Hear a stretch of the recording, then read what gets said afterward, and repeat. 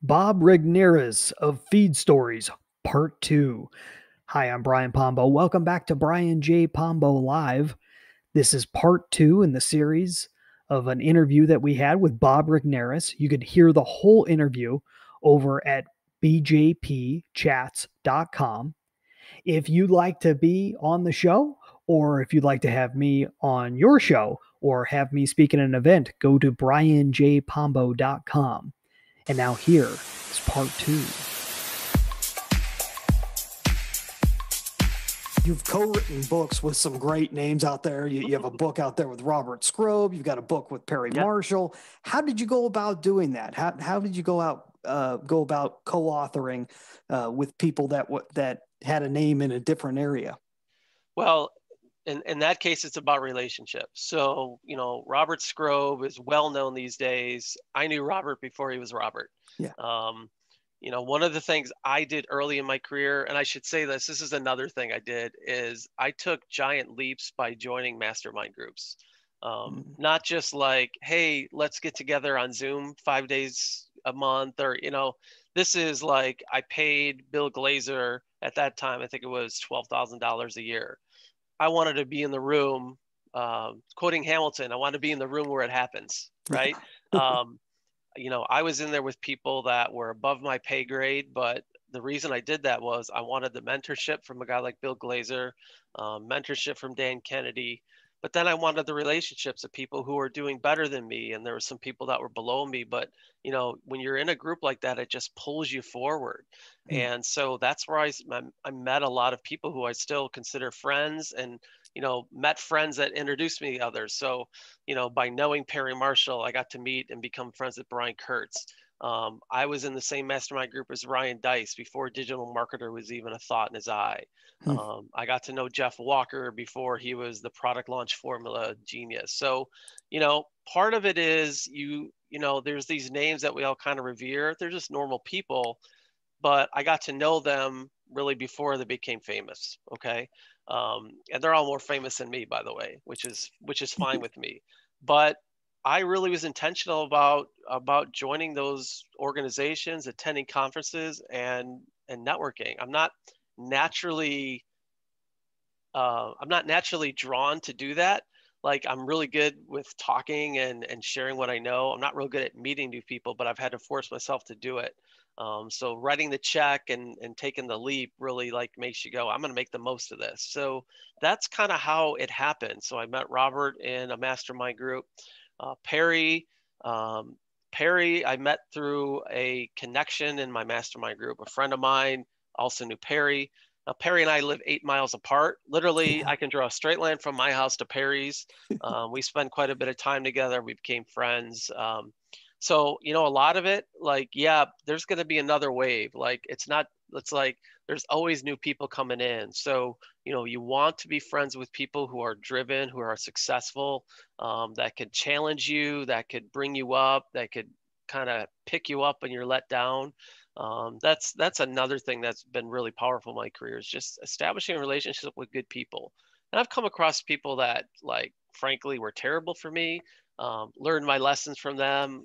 Fortunately, I could cut bait and move on. But that's what the entrepreneur life is about. Is you're constantly honing your radar and your sonar and everything. And it's not a straight line. There's a famous meme where it's like a squiggly line. I mean, that's really what it's all about these days. But that's just another way to kind of do something like that. You're not going to just approach a Perry Marshall and say, hey, I'm going to write a book with you, right? You got to have some cred. Perry's got a reputation in mind, but Perry's been known to pull people up who are kind of unknown, who've proven they've got chops. But all of them kind of have already established a little bit of a foundation of expertise. But if you can do that, I mean, you can find somebody to kind of pull you up to their stage. Very powerful. Yeah, that's fabulous. That there's so many great nuggets in there, so many great ideas that you brought forth. Why don't you take it in a different direction? You talked about the highs and lows, and we always tend to focus on the highs. It just makes sense to do that. But give us an example of something that you just thought was going to end everything, whether it's something recent or something from years past, where you just had a scenario where it just felt like everything was going to come crashing down? Well, I'll share an experience that happened during the real estate crash, so 2008, 2009. I had been speaking. I had been, riding the wave from a book. Like I said, I had grown to my agency to 7 figures in a year. It was amazing. I had a great team, a lot of clients.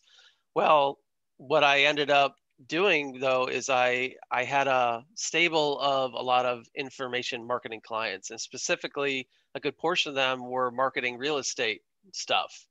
And as you know, real estate was the thing that crashed the market in 2009. Yeah. Well, there's nothing like having all your clients suddenly run out of money and declare bankruptcy and not paying you. In a span of about 3 months, my business went from $1 million down to like 150,000 a year. Had to lay off my entire team.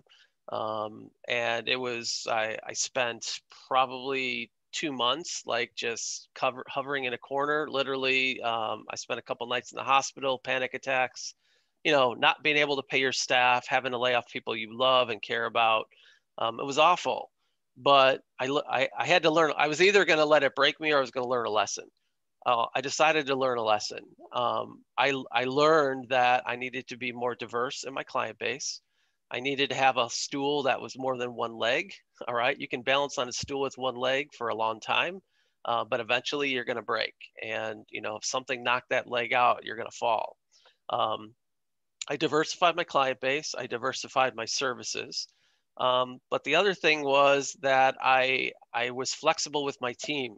So I don't have employees anymore, but I have a large team of contractors that I could go up and down in terms of payment, right? Like if I'm busy, I could pay them more, get more hours. But if things pull back, we slow down.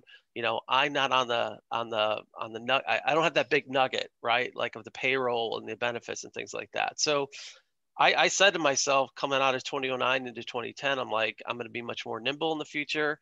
I'm going to have a value of cash in my business. I'm not going to be living on credit. And I'm also going to have a team that's very flexible. So COVID hits, right? And I'm like, okay, I was ready for this. We had cash in the bank.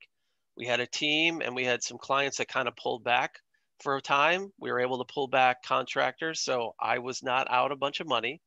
But what happened is we actually had a service, which is remote video. So like you and I are doing this video right now. We have a service that does video through an iPhone or iPad, high quality. And all of a sudden, once people got over the shock of COVID, come April of this past year, a year ago, our lead list absolutely exploded. People who were on the fence about doing video came out of the woodwork. We actually had our 3 best months of our company's career, April, May, and June of last year, because we were poised, we were ready. We invested in the technology that we thought was going to be important. People kind of pushed it to the side, and then there was an event. We were ready for it. So I was really happy. Obviously, wasn't happy about the world situation. A lot of things changed, but I learned my lessons 10 years ago, and I positioned myself to be flexible, to be nimble, to be, value cash, to not have a big piece of overhead. So, I survived a couple weeks of like, what the hell's going on? But then we were positioned to really like take advantage of what was going on and be ready for the marketplace. So, you learn that through experience. I could tell the story and people are going to be like, that's a great, Bob is already prepared. The pain I had to deal with at the start of the decade to be ready for that was awful. I would never want to live through it, but I survived it and learned from it. I certainly wouldn't want to go through it again, which is why I made sure that I was prepared for kind of the next big thing that came along. For full conversations, go to bjpchats.com.